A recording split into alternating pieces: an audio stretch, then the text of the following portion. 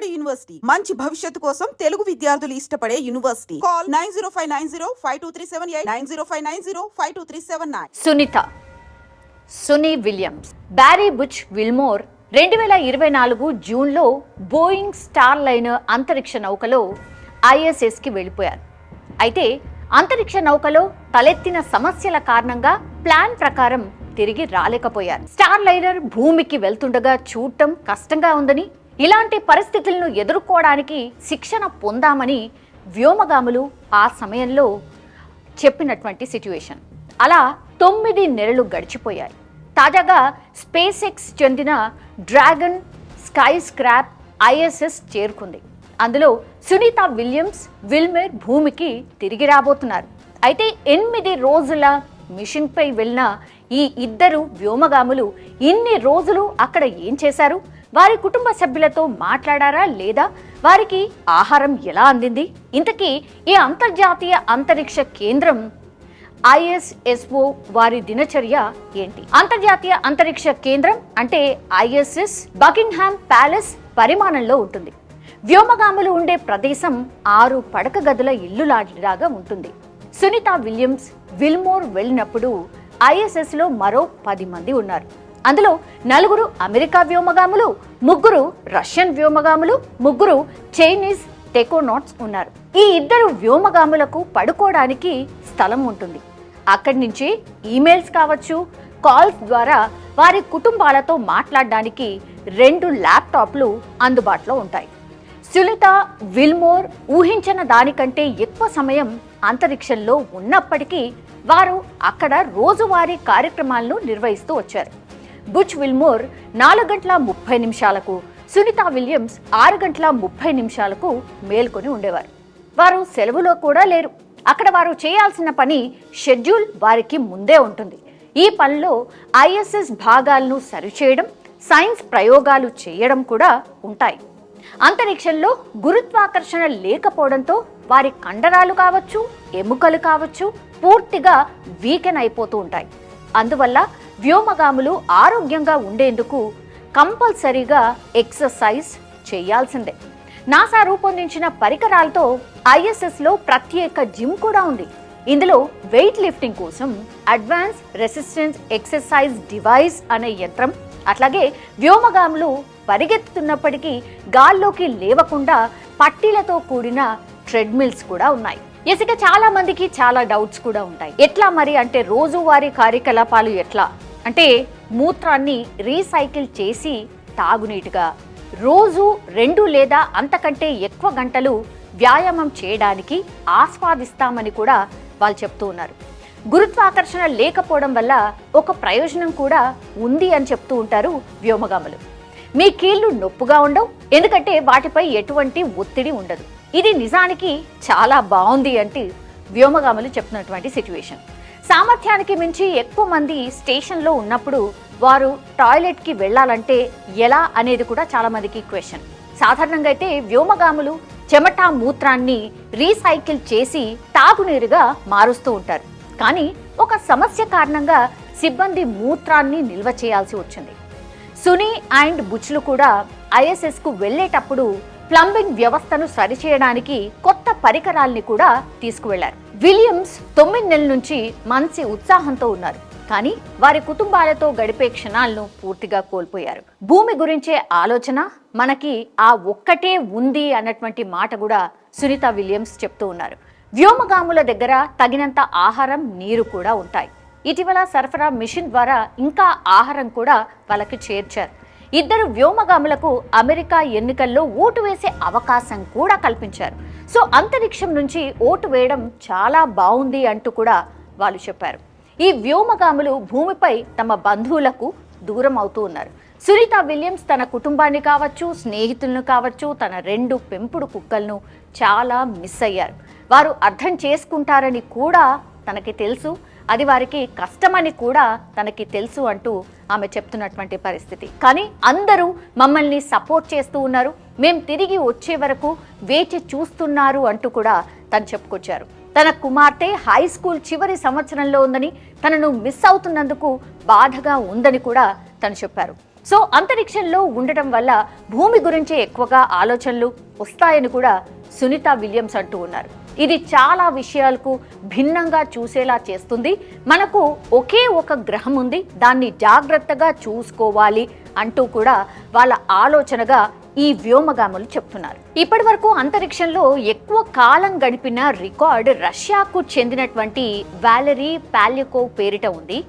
పాల్యకోవ్ 1990లో మిర్ అంతరిక్ష కేంద్రంలో 437 రోజులు గడిపాడు. అయితే అంతరిక్షంలో ఎక్కువ కాలం గడపడం వల్ల వ్యోమగాముల శరీరంలో చాలా మార్పులు జరుగుతుంటాయి. వారి కండరాలు అనుకోండి, మెదడు అనుకోండి, ఆఖరికి పొట్టలో ఉండే బ్యాక్టీరియా కూడా మార్పులు జరుగుతూ ఉంటాయి. 8 రోజుల మిషన్ కోసం అంతరిక్షంలోకి వెళ్ళినటువంటి వ్యోమగాములు ఎవరైతే ఉన్నారో, ఇప్పుడు Sunita Williams and Butch Wilmore spacecraft లో సాంకేతిక లోపం కారణంగా 9 నెలలుగా అక్కడే ఉండిపోయారు. కాకపోతే అంతరిక్ష ప్రయాణం వీరికి కొత్తేమీ కాదు. ఇద్దరు చాలా అనుభవం కలిగినటువంటి వ్యోమగాములు. కానీ వారు రావాల్సిన సమయ వ్యవధి చాలా వరకు పెరిగిపోయింది. అయితే ఈ గురుత్వాకర్షణ శక్తి తక్కువగా ఉన్న అంతరిక్షంలో వారి శరీరాలపై ఖచ్చితంగా ప్రభావం పడుతుంది అని చాలా మంది నిపుణులైతే చెప్తున్నారు. ఎక్కువ కాలం స్పేస్ క్రాఫ్ట్ లో ఉండాల్సి వస్తే ఆ పరిస్థితిని మానవ శరీరాలు ఎలా తట్టుకుంటాయి అంటే, సమస్యలు వస్తే ఎలా ఎదుర్కొంటాయి అంటే వాటిపై విలువైన సమాచారం చాలా మంది ఎవరైతే ఆస్ట్రోనాట్ ఫ్రాంక్ రుబియా అనే వ్యక్తి ఎవరైతే ఉన్నారో దీనిపైన చాలా పరిశోధనలు కూడా చేశారు. సో రుబియా అంతరిక్షంలో 371 రోజుల పాటు ఉన్నారు. మానవులు సుదీర్ఘ అంతరిక్ష ప్రయాణాలను ఎలా నిర్వహించగలరో, ఆరోగ్య సమస్యలను ఎలా తగ్గించుకోవాలో శాస్త్రవేత్తలు తెలుసుకోవడానికి రుబియా చాలా సహాయపడ్డారు. పరిమిత జిమ్ పరికరాలతో చాలా వరకు వ్యాయామం చేసి శరీరాన్ని ఎలా ప్రభావితం చేస్తుంది అనే దానిపై కూడా చాలా అధ్యయనాలు కూడా చేసినటువంటి పరిస్థితి. సో ఈ అధ్యయనం ఫలితాలు ఇంకా బయటకైతే రాలేదు. కానీ ఈ సమాచారం భవిష్యత్ అంతరిక్ష కార్యకలాపాలకు చాలా ఉపయోగపడుతుంది. ఎందుకంటే ఉదాహరణకు అంగారక గ్రహానికి ఒక రౌండ్ ట్రిప్ వెళ్ళి రావాలంటే దాదాపుగా 1100 రోజులు పట్టొచ్చు. అంటే అంగారక గ్రహానికి వెళ్ళే స్పేస్ క్రాఫ్ట్ ISS కంటే చాలా చిన్నదిగా ఉంటుంది. కాబట్టి వ్యోమగాములకు చిన్న తేలికైన వ్యాయామ పరికరాలు చాలా చాలా అవసరం. కండరాలు, ఎముకలు గురుత్వాకర్షణ ప్రభావం లేకపోవడంతో అంతరిక్షంలో మనుషుల కీళ్ళు, కండరాలు అండ్ ఎముకల సాంద్రత చాలా వేగంగా క్షీణించడం మొదలవుతుంది. ముఖ్యంగా వెన్నుముక అంటే బ్యాక్, అట్లాగే మెడ, పిక్కలు కావచ్చు, తొడ కండరాలు ప్రభావితం అవుతూ ఉంటాయి. ఇక 3 నుంచి 6 నెలల వరకు సాగే సుదీర్ఘ మిషన్లో పాల్గొనే వారికైతే 30% వరకు ఈ కండరాల క్షీణత ఉండొచ్చు అని కూడా ఎక్స్పెక్టేషన్. సో భూమిపై ఉన్నప్పట్ల శరీరం ఎక్కువ ఒత్తిడికి గురి కాకపోవడం వల్ల కూడా వ్యోమగాముల ఎముకలు పటిష్టతను కోల్పోతూ ఉంటాయి. ఎముకల్లోని పోషకాలు ఏవైతే ఉంటాయో వాటిని కూడా కోల్పోవడం మొదలవుతుంది.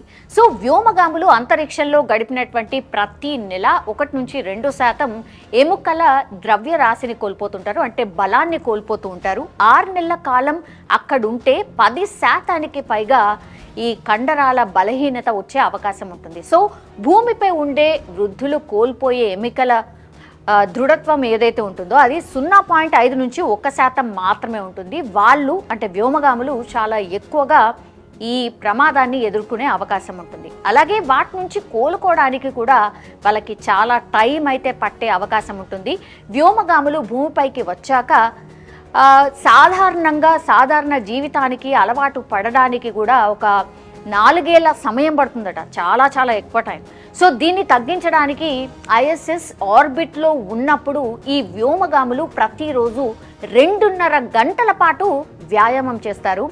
ISS జిమ్లో అమర్చినటువంటి ఒక పరికరాన్ని ఉపయోగించి స్క్వాట్స్ కావచ్చు అండ్ డెడ్ లిఫ్ట్ కావచ్చు, బెంచ్ ప్రెజెన్స్ని చేస్తూ ఉంటారు. ఎముకల ఆరోగ్యాన్ని కాపాడుకోవడం కోసం కూడా చాలా పోషకాలని కూడా తీసుకోవడం అయితే జరిగింది. అయితే ఈ కండరాల పనితీరు కావచ్చు, పరిణామంలో క్షీణతను అరికట్టడానికి ఈ వ్యాయామాలు సరిపోదని కూడా ఒక అధ్యయనంలో ఇప్పుడు పేర్కొన్నటువంటి సిట్యుయేషన్. సో ISSలో ఉన్నప్పుడు ఈ గురుత్వాకర్షణ లేకపోవడంతో వెన్నుముక్కలు కాస్త సాగడంతో వ్యోమగాములు తాము కొంచెం పొడవైనట్టుగా ఫీల్ అవుతూ ఉంటారు. దీనివల్ల కూడా సమస్యలు ఎదుర్కోవాల్సి వస్తుంది. అంతరిక్షంలో ఉన్నప్పుడు వెన్ను నొప్పి కావచ్చు, భూమి మీదకు వచ్చాక డిస్క్లు జారిపోవడం వంటి సమస్యలు కూడా తలెత్తే అవకాశం ఉంటుంది. భూమికి బయలుదేరే ముందు ఐసిస్లో జరిగినటువంటి ఈ బ్రీఫింగ్ సందర్భంగా తన వెన్నుముక్క పెరుగుతోందని రుబియో చెప్పాడు అంటేనే దీన్ని బట్టి అర్థం చేసుకోవచ్చు. జనరల్లీ ఈ వ్యోమగాములు అదే అజంప్షన్లో ఉంటారు అనేది. సో గురుత్వాకర్షణ శక్తి లేదు కాబట్టి అంతరిక్షంలో మనిషి శరీరాలతో సహా ప్రతిదీ తేలియాడుతూ ఉంటుంది. కక్షలో ఉన్నప్పుడు వ్యోమగాములు కావాల్సినంత బరువును మెయింటైన్ చేయడం పెద్ద సవాల్గా మారబోతోంది. వ్యోమగాములకు ఐసిస్లో వివిధ రకాల పోషక ఆహారాలు అందుబాటులో ఉండేలా నాసా కూడా ప్రయత్నిస్తోంది. అయినప్పటికీ కూడా వారి శరీరాలపై ప్రభావం పడుతూనే వస్తుంది. సుదీర్ఘకాలం అంతరిక్ష నౌకల్లో ఉంటే కలిగే ప్రభావాలపై జరిగినటువంటి ఒక అధ్యయనంలో 340 రోజుల పాటు ఐసిస్లో గడిపినటువంటి నాసా వ్యోమగామి స్కాట్ కెల్లీ కూడా ఇందులో పాల్గొన్నారు. భూమిపై ఉన్న ఆయన కవల సోదరుడితో పోలిస్తే స్కాట్ కెల్లీ తన శరీర ద్రవ్యరాశిలో 7% కోల్పోయారు, అంటే దృఢత్వాన్ని. భూమిపై ఉన్నప్పుడు శరీరం అంతటా రక్తం ప్రవహించడానికి గురుత్వాకర్షణ సహాయపడుతూ ఉంటుంది. అదే సమయంలో రక్తాన్ని పైకి పంపిస్తూ ఉండడం కూడా జరుగుతూ ఉంటుంది. అంతరిక్షంలో ఈ ప్రక్రియ అంతా గందరగోళంగా మారిపోతుంది. ఒక రకంగా రివర్స్ అన్నమాట. కొంతమంది ఈ మార్పుకు చాలా టైం తీసుకొని అలవాటు పడుతూ ఉంటారు. కానీ అంతరిక్షంలో తలలో రక్తం సాధారణ కంటే ఎక్కువగా పేరుకుపోతూ ఉంటుంది.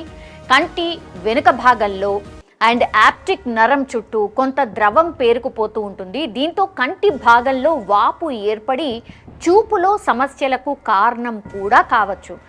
సో చూపు తగ్గడంతో పాటుగా కంటి నిర్మాణంలో కూడా మార్పులు తలెత్తే అవకాశం కూడా ఉంటుంది.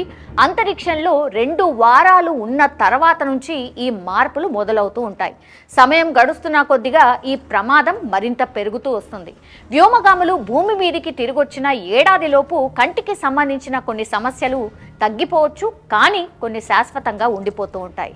గ్యాలస్టిక్ కాస్మిక్ కిరణాలు, శక్తివంతమైన సోలార్ పార్టికల్స్ కూడా కంటి సమస్యలు తలెత్తడానికి రీజన్స్ అవుతాయి. ఇలాంటి సమస్యలు రాకుండా భూ వాతావరణం మనల్ని రక్షిస్తూ ఉంటుంది. కానీ అంతరిక్ష కేంద్రం కక్షలో ఈ రక్షణ ఉండదు.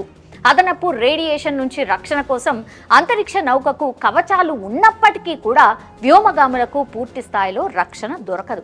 నాడీ వ్యవస్థలో మార్పులు, కక్షలో ఉన్నప్పుడు మెదడులో కొన్ని మార్పులు వస్తాయని కూడా ఐసిస్లో 169 రోజుల పాటు గడిపినటువంటి ఒక రష్యా వ్యోమగామి అధ్యయనం చేసినప్పుడు తేలిందట.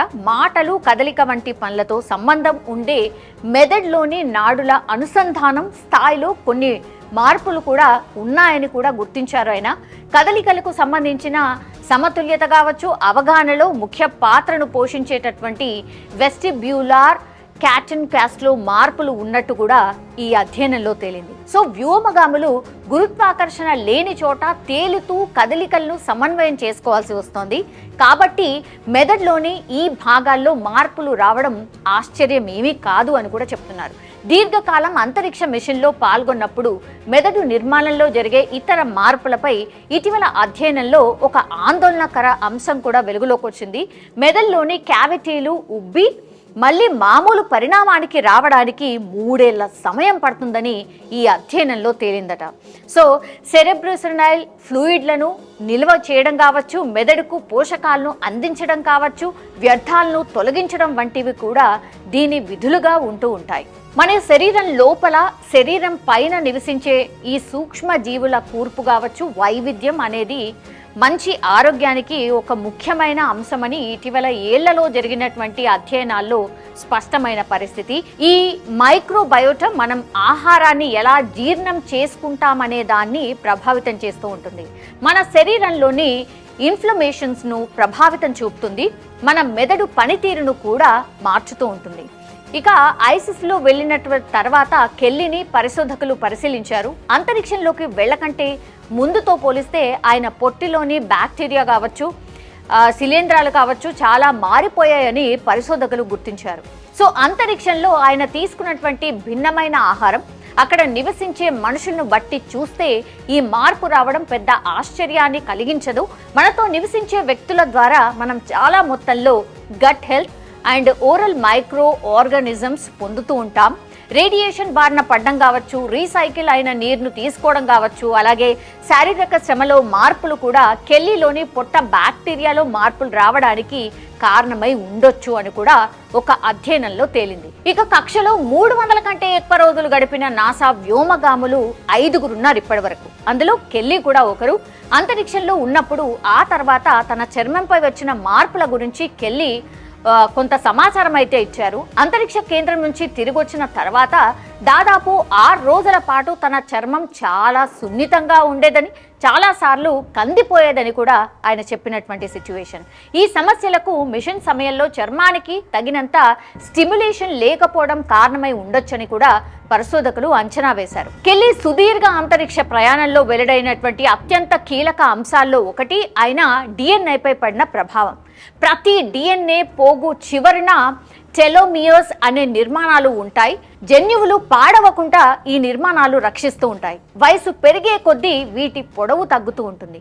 కెల్లీతో పాటు ఇతర వ్యోమగాములపై చేసిన పరిశోధనలో అంతరిక్షయానం వల్ల ఈ టెలోమియర్స్ పొడవుల్లో మార్పులు వస్తున్నట్టు కూడా తేలింది. అంతరిక్షయానం సమయంలో పొడవైన టెలోమియర్స్ ఉన్నట్టు గుర్తించాం. ఇది చాలా ఆశ్చర్యకరం. అయితే సభ్యులంతా భూమి మీదికి తిరిగొచ్చిన తర్వాత ఊహించని విధంగా వారి జన్యువుల్లోని టెలోమియర్స్ పొడవు తగ్గిపోతూ ఉంటుంది. అంతరిక్షయానం ముందుతో పోలిస్తే వెళ్ళొచ్చాక వ్యోమగాముల్లో తక్కువ పొడవున్న టెలోమియర్స్ సంఖ్య ఎక్కువగా ఉంటుంది అని కూడా పరిశోధనలో తేలింది. సో కెల్లీపై అధ్యయనం చేసినటువంటి బృందంలో కొలరెడో స్టేట్ యూనివర్సిటీకి చెందినటువంటి environmental and radiological health professor Susan Bailey కూడా ఉన్నారు.